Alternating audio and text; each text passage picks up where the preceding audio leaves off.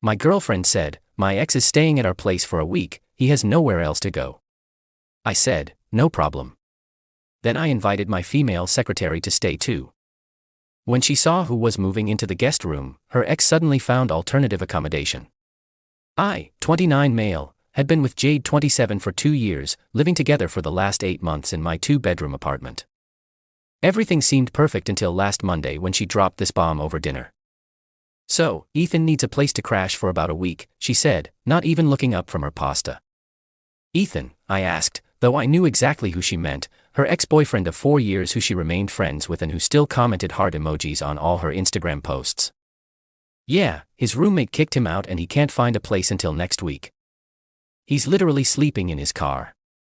I put down my fork, and you want him to stay here? She finally looked up, giving me those dew eyes. Babe, it's just a week, he has nowhere else to go, his family lives across the country. I can't just let him sleep in his car when we have a perfectly good guest room. The ex you dated for 4 years, who still calls you baby in your DMs. He calls everyone baby, it's just how he talks. Jade, look, if you trust me, this shouldn't be an issue. It's just a week. Are you really that insecure?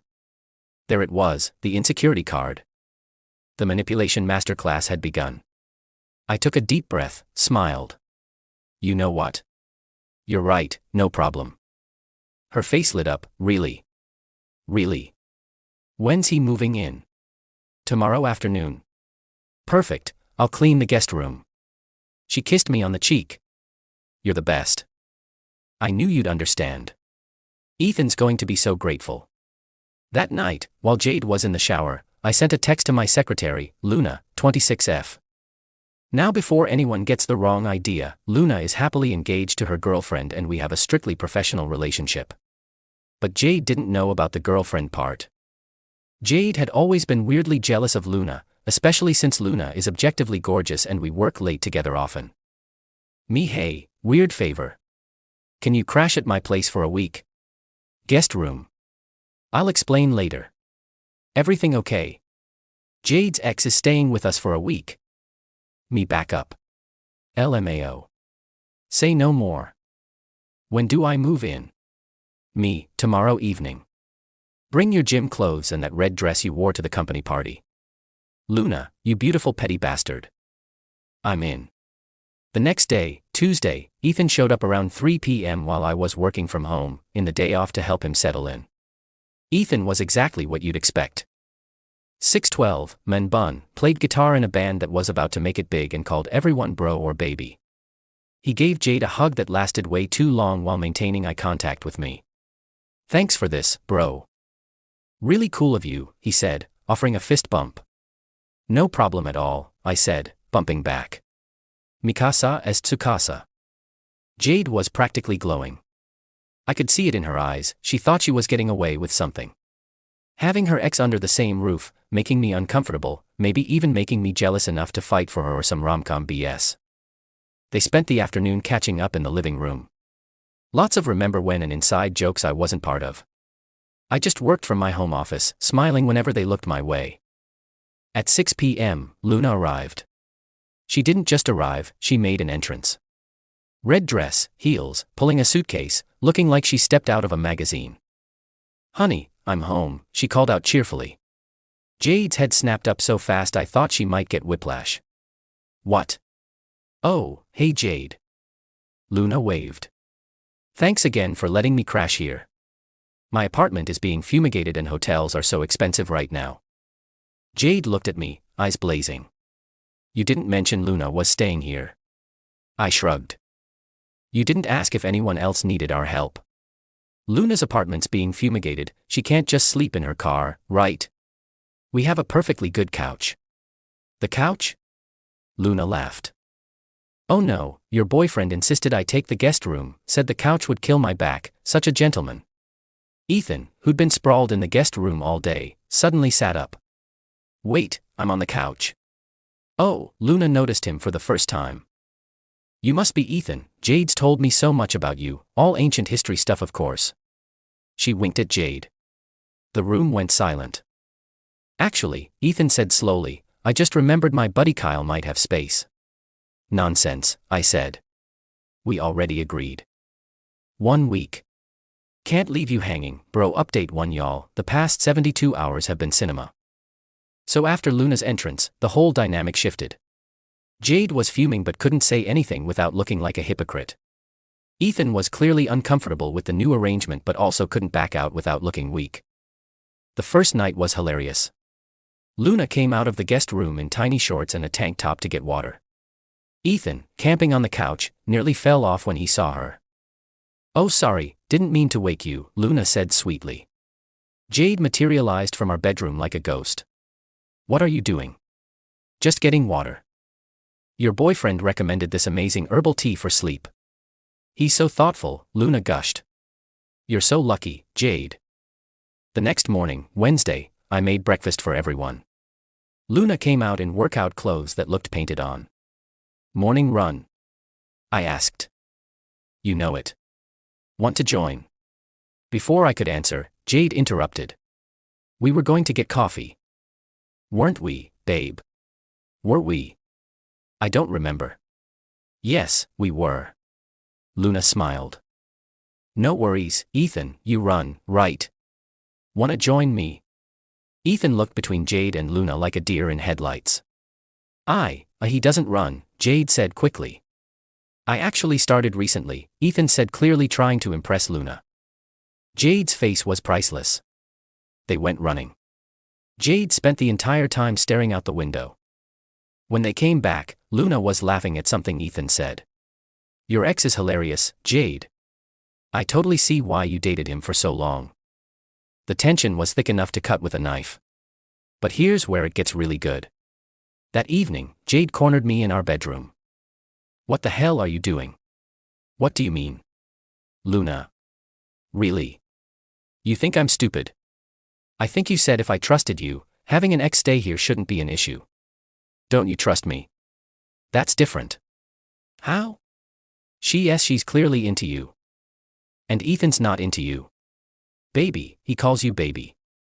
"Everyone calls everyone baby." "Luna calls me honey." "It's just how she talks." She stormed out. Thursday was when Ethan started showing his true colors. See, I did some digging. His roommate didn't kick him out. He got evicted for not paying rent for 3 months. How do I know? His former roommate Dennis is my coworker's brother. Small world. Dennis told me Ethan had been telling people he was temporarily relocating to his ex's place to figure things out between them. I screenshot that text. Thursday night, Jade and Ethan were watching a movie in the living room when Luna and I came home from work. Actually, from work. We had a big presentation. They were sitting suspiciously far apart, throw pillows strategically placed. "Movie night?" Luna asked brightly. "Mind if we join?" Before anyone could answer, she plopped down between them. I sat on the other side of Luna. Ethan kept trying to make eye contact with Jade.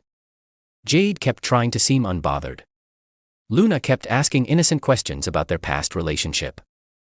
"So how long did you two date again?" "For years," Ethan said at the same time Jade said 3.5 years.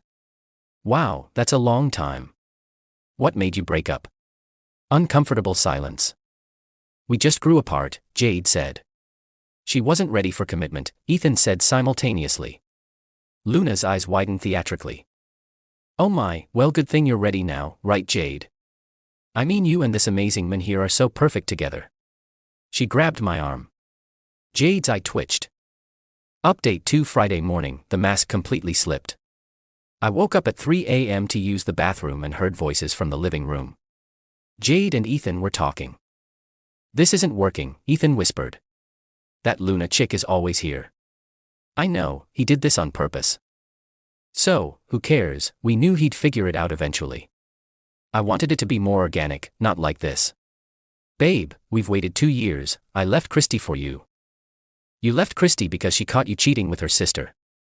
"Details, the point is I'm here now, tell him it's over." "I can't I need to make sure I have somewhere to go first." "What about all that money you've been saving?" "It's not enough for a deposit yet. A few more months and..." I'd heard enough, went back to bed, laid there thinking. Then I grabbed my phone and started documenting everything. Saturday, yesterday, was D-Day. I invited a few people over for a casual dinner party. Didn't tell Jade until that morning. Who's coming? She asked nervously. Just some friends. Luna's bringing her fiancé, Zoe. Dennis might stop by. Oh, and my cousin Riley and her husband. Dennis. Ethan's roommate Dennis. Former roommate, but yeah, small world, right? Jade went pale. Ethan, overhearing from the couch, suddenly had a work emergency and needed to leave. On a Saturday, I asked innocently. Freelance stuff, you know how it is. Totally. Hey, Dennis mentioned you owed him 3 months' rent.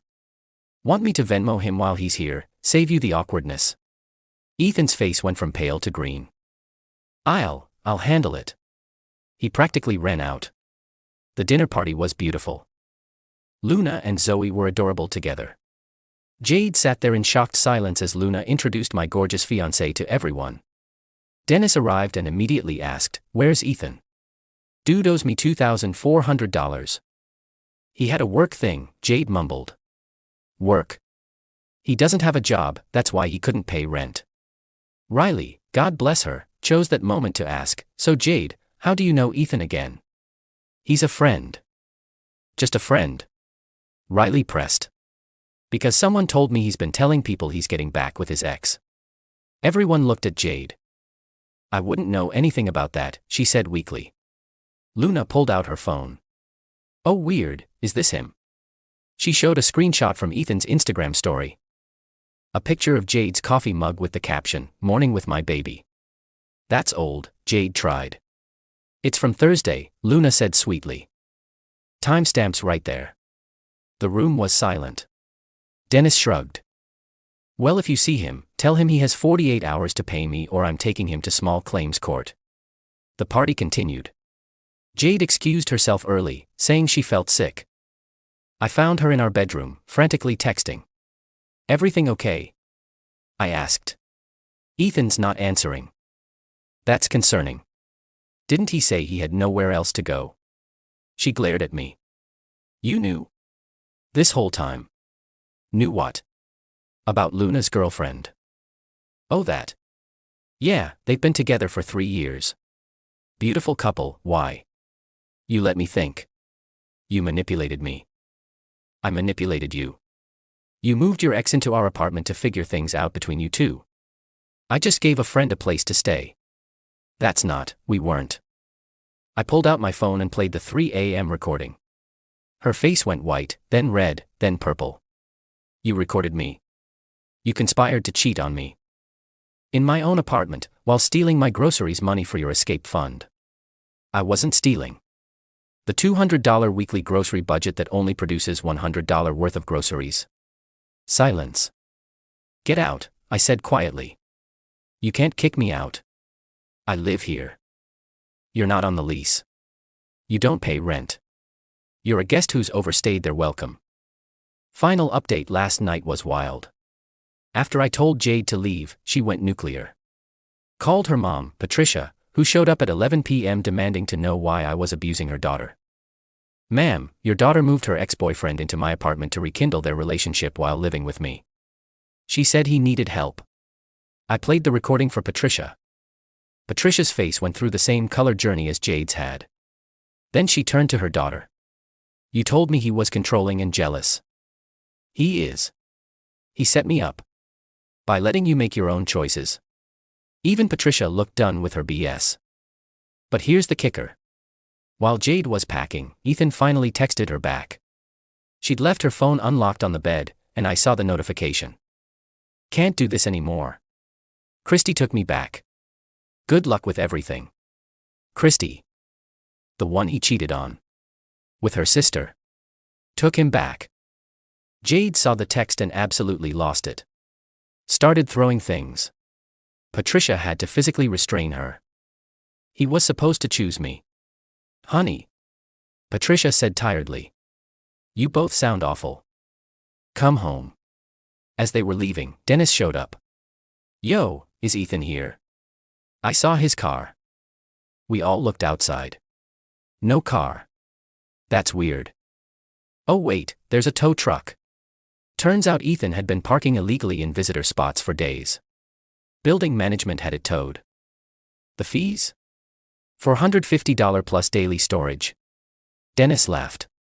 Man's having a rough week. This morning, I woke up to 23 texts from Jade. I'm sorry. Can we talk?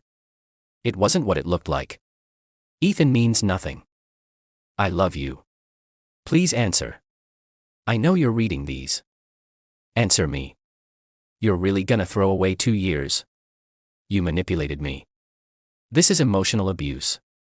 I'm going to make sure everyone knows what you did. Please, I have nowhere to go. Mom's house smells like mothballs. I hate you. I didn't mean that. Can I at least get my things? The plant in the bathroom is mine. Fine, be petty. Ethan just used me anyway. I hope you're happy. Luna's not even into you. Please? I responded once. Your things are in boxes by the door. You have until noon. She showed up at 11:45 with Patricia and her brother Dante. Loaded everything in silence. As she was leaving, she turned around. For what it's worth, I did love you. No, I said. You loved what I provided. There's a difference. She started crying. Dante looked uncomfortable. Patricia just sighed and guided her to the car. Luna came by an hour later with coffee and donuts. You good? She asked. Yeah, thanks for the assist. Anytime. Zoe thinks you're a legend, by the way. Tell her thanks.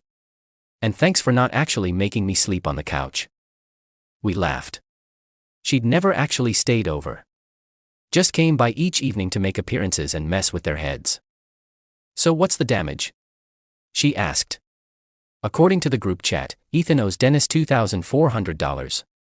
Ethan owes the tow company $450s plus $75 per day. Christy dumped him again after finding out why he really got kicked out. He's now actually living in his car. Jade is back at her mom's house. Patricia is making Jade pay rent. Jade's been subtweeting about fake friends and narcissistic exes. Mutual friends are sharing the recording I posted with Jade's name censored.